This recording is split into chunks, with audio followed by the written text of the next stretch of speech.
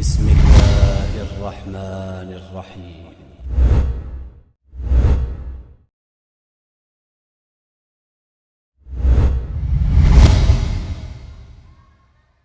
Assalamualaikum warahmatullahi wabarakatuh. Hamdan syukran lillah, syahadu an la ilaha illallah wahdahu la syarikalah, syahadu anna Muhammadan abduhu wa rasuluh la nabiyya ba'da. Allahumma salli wa sallim ala rasulillah sallallahu alaihi wasallam uswatun hasanah wa ala alihi wa ashabihi wa mawalah la haula wa la quwwata illa billah wa ba'd. Qala Allah Ta'ala fi kitabil karim, a'udzu billahi samil alim minasy syaithanir rajim. Fa amma man tagha wa athara al hayatad dunya fa innal jahima hiyal ma'wa. Wa amma man khafa maqama rabbih wa nahan nafsa 'anil hawa fa innal jannata hiyal ma'wa. Wa ba'd. Jamaah tarawih yang dirahmati Allah, kita coba membahas tema sederhana tapi sebetulnya bisa meluas, Pak. 3 ayat pertama berbicara tentang togo, karakternya, berikut hasil akhirnya ada di mana. 2 ayat sisanya berkaitan dengan siapa itu man khofa, bagaimana karakternya, apa kemampuan terkait dengan kemampuan mengendalikan nafsu, dan hasil akhirnya di mana. Kita bahas 3 ayat pertama ya. Fa amma man tagha, maka adapun orang yang melampaui batas. Seorang mufassir menyebut man di sini bukan pengkhususan rijalun, laki-laki, tapi bisa juga al-mar'atu, perempuan. Artinya umum, laki maupun perempuan bisa memiliki sifat togo. Apa itu togo? Kamus mengartikannya, beberapa tafsir menyebutnya togo itu meluapnya air sampai batas permukaan. Togo diambillah kemudian melebihi batas, melampaui batas. Nah, kalimat ini searti dengan yang kudu, melanggar atau menciderai apa yang sudah disepakati. Dengan demikian togo itu berarti tindakan melanggar, tindakan menabrak aturan hukum. Lantas kita bisa bagi togo itu 2. Pertama, togo dalam konteks keilahiyaan, artinya terkait dengan Allah. Kapan kita melakukan perjanjian dengan Allah? Alam ruh, Al-A'raf 172. Sehingga orang yang melanggar perjanjian dengan Allah berarti menabrak aturan-aturannya, mematahkan, memutuskan akad yang sudah disepakati, sama dengan mantogo. Atau surat Al-Baqarah 27 menyebutnya sama dengan yang kuduna ahdallahi min ba'di mitsaqi. Orang yang memutuskan melanggar perjanjian dengan Allah yang sudah kuat. Dengan demikian togo itu ujungnya bisa disebut fasik, Pak. Karena di Al-Baqarah 27 itu nanti diakhiri oleh diawali oleh ayat 26 akhir, ulaika humul fasikun. 1 ya. Jadi togo terkait dengan melanggar kesepakatan dengan Allah. Dengan demikian siapapun yang tidak sholat, tidak melaksanakan aturan syariat Allah seluruhnya ya, tidak melulu yang bersifat ritual, itu togo berarti, Pak. Yang kedua, togo itu bisa dalam konteks hablum minan nas, berarti menciderai, melanggar kesepakatan dengan sesama manusia. Misalnya, katakanlah seseorang melakukan kerjasama muamalat, lantas di tengah jalan dia melakukan penipuan karena melihat bahwa bisnis ini menguntungkan.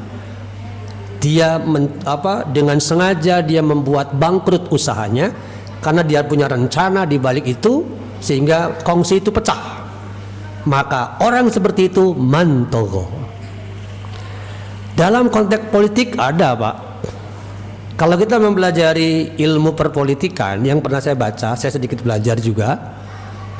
Ada tokoh Prancis tuh, Rousseau ya, yang membuat konsep social contract alias kontrak sosial. Kontrak sosial berarti kesepakatan di antara masyarakat untuk membangun sistem bersama. Lantas dibuatlah salah satu hasil karya pemikiran manusia itu bernama konstitusi. Nah, mungkinkah orang yang melanggar konstitusi dengan ngotot ingin 3 periode bisa disebut mantogo? Boleh jadi loh, Pak. Saya tidak memastikan, tapi boleh jadi. Bukankah sudah sepakati 2 periode ngotot misalnya gitu? Maka jangan-jangan, punten ya, jangan-jangan nih, Mas. Bukan pasti, Allah, tapi jangan-jangan mantogo. Kenapa? Coba kita lihat karakter berikutnya. Kenapa dia orang itu mantogo? Ayat 39, wa asarol hayatad dunya. Asaro itu artinya mengambil sesuatu dengan mengabaikan sesuatu yang lain. Artinya asaro itu mengutamakan, mengistimewakan sesuatu. Karena itulah orang yang togo pasti mengutamakan hayatad dunia. Ini persis kalimatnya sama dengan surat Al-A'la. Bal tu'thirunal hayatad dunia. Sama nggak, Pak? Sama itu. Sedikit berbeda kalimatnya. Jadi orang akan togo, rela melanggar aturan, rela melanggar kesepakatan kalau cinta dunianya luar biasa kuat. Nah, apa itu yang disebut dengan al-hayatad dunya? Ya harus lari ke surat Al-Imran 3, surat 3 ayat 14. Di sana digambarkan yang menjadi penyebab orang begitu kuat kesenangan kepada dunianya adalah 3. An-nisa, al-banin, al-qanatiril muqantarah. Al-qanatiril muqantarah itu 5 aset: emas, perak, kuda pilihan, binatang ternak, sawah ladang. Termasuk di dalamnya adalah kekuasaan sebetulnya. Jamaah rahimakumullah, itulah mantogo. Nah, ketika orang yang mantogo dengan begitu ngotot untuk asarul hayatad dunya terbelenggu oleh itu, lalu mati dalam keadaan fasik tadi, fa innal jahima hiyal ma'wa. Maka al-ma'wa, tempat tinggal terakhirnya adalah jahim. Kalau belum sempat bertobat, Pak. Lain lagi kalau sempat bertobat ya. Karena di surat Toha ada kalimat begini, may ya'ti rabbahu mujriman fa innalahu jahannam. Sama dengan itu ya. Siapa yang kembali kepada Allah alias meninggal dalam keadaan sedang berbuat dosa, maka jahanam itu tempat tinggalnya.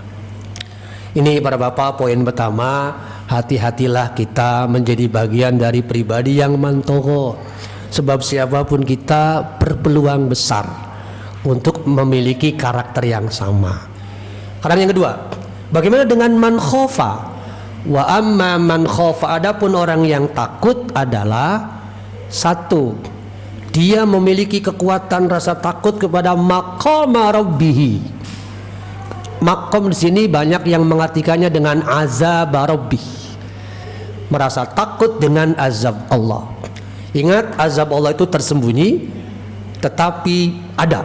Maka Allah banyak berkata di dalam surat yang lain ya, amintum, apakah kalian merasa aman? Apakah kalian merasa aman dari azab Allah ayakhsifa bikumul ard, yang bisa saja berupa menimbulkan gempa yang dahsyat. Jadi jangan merasa aman ketika kita melakukan kemaksiatan. Tak sedikit dari kita yang melakukan itu ya. Nah, yang pertama, jadi ketika rasa takutnya kuat, ada yang kedua nih, biasanya berlanjut. Apa itu? Wa nahan nafsa 'anil hawa. Kemampuan mengendalikan nafsunya, al-hawa, dari kecenderungan untuk mengikutinya. Nah, saum dalam hal ini adalah salah satu alat untuk mengendalikan nafsu. Saya kutip tafsiran Ibnu Katsir ketika beliau mengartikan Al-Baqarah 183. Bapak tahu kan di sana ada kalimat la'alakum tattaqun. Beliau mengartikan tattaqun itu hubungannya dengan saum adalah li'anna sauma tazkiyatun lil badani wan nafsi wa tadyiqun lil masaliki syaiton. Saum itu adalah alat untuk satu, membersihkan tubuh. Saya kira di sini jamaah pernah mendengar ya bahwa saum itu sangat baik untuk tubuh kan? Bahkan Hippocrates tahun 5 sebelum Masehi pun sudah mengatakan itu. The fasting is discovery process. Bahwa saum itu merupakan proses pemulihan dari tubuh. Yang kedua, tazkiyatun lin nafsi. Saum itu mengendalikan nafsu, mengendorkan lewat perut yang lapar sedemikian rupa, maka saraf-saraf termasuk di dalamnya saraf seksual otomatis kendor. Itu berarti tazkiyatun lin nafs. Dengan demikian ambisi-ambisi yang begitu kuat tadi al-hawa bisa diarahkan. Dan yang ketiga adalah dengan saum terkait dengan khofa tadi adalah tadyikun, menyempitnya al-masaliki syaiton, pintu masuk setan. Karena itu kita sudah sering mendengar ya bahwa pada bulan Ramadan setan dibelenggu. Jadi kalau ada manusia yang tidak saum itu setan, Pak. Karena setan hakikatnya sudah dibelenggu, tapi kok berkeliaran dia, gitu. Maka ada orang bilang gambaran begini. Saya pingsan, Pak. Saya lupa. Tiba-tiba ketika saya terhipnotis, saya dibawa oleh seseorang masuk ke dalam sebuah ruangan yang gelap gulita, blank saya. Ketika saya bangun, saya udah kenyang duluan, Pak. Ternyata saya terbangun di ruang warung Tegal. Walah, masya Allah, banyak sekarang, Pak. Lihat saja nanti siang besok ya, kakinya dan kepalanya yang hanya terlihat. Itulah mantogo. Mereka itu mantogo. Demikian jamaah rahimakumullah. Jadi kita melatih terus menjadi man khofa agar kita menjadi bagian dari fa innal jannata hiyal ma'wa. Karena setiap muslim pasti punya orientasi yang paling utama, dan orientasi paling utama muslim adalah al jannah. Wabtaghi fi ma atakallahu ad-daral akhirah. Carilah kampung akhirat dengan yang Allah berikan padamu. Apa saja? Waktu Allah berikan kepada kita, kesehatan, kelapangan, anak, istri, rumah, jabatan, semua kita kerahkan untuk meraih jannatun na'im. Barakallahu li wa lakum wastaghfiru innahu huwal ghafurur rahim. Assalamualaikum warahmatullahi wabarakatuh.